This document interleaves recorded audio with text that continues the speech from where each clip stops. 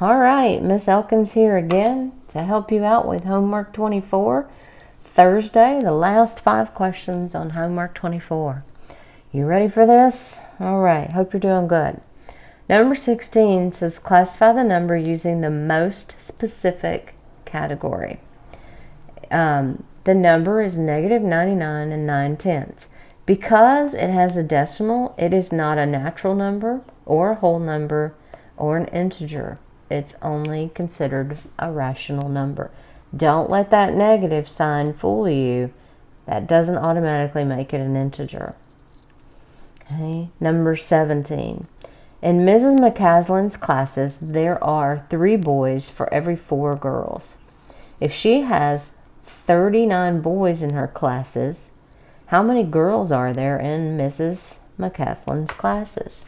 We're comparing 2 things. There are boys and there are girls. There are 3 boys for every 4 girls, and the ratio has to stay the same. So if she has 39 boys, how many girls does she have? The best way to solve this is to butterfly, multiply, divide by the lonely guy. So let's butterfly, multiply, and then divide by the lonely guy. So 3 times x is 3x. And 4 times 39 is, I don't know, because I don't know my 39s. So let's multiply. 4 times 39 over here in the margin. 4 times 9 is 36. 4 times 3 is 12. And 12 plus 3 is 15. So 4 times 39 is 156. Now we have to divide 156 by 3. 3 will go into 15 5 times evenly. Bring down the 6. 3 will go into 6 2 times evenly. There are 52 girls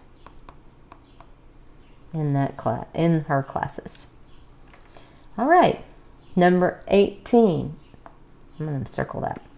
Classify the number using the most specific category. The number is 13. If you can count with a number, 1, 2, 3, 4, then it is a natural number. It is also rational, it is also whole, and it's also integer.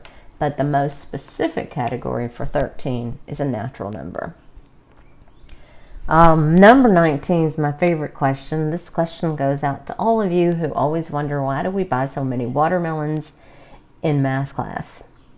If Mrs. Elkins buys 1 watermelon for $4.50, how much will she pay for 72 watermelons? So we take the price for 1 and we multiply it times how many things we're buying. So $4.50 times 72. We'll ignore the decimals for now and put them in at the end. Okay, so 2 times 0 is 0, 2 times 5 is 10, 2 times 4 is 8, plus 1 is 9. 0 placeholder. 7 times 0 is 0, 7 times 5 is 35, 7 times 4 is 28, and 28 plus 3 is 31. 0 plus 0 is 0, 0 plus 0 is still 0.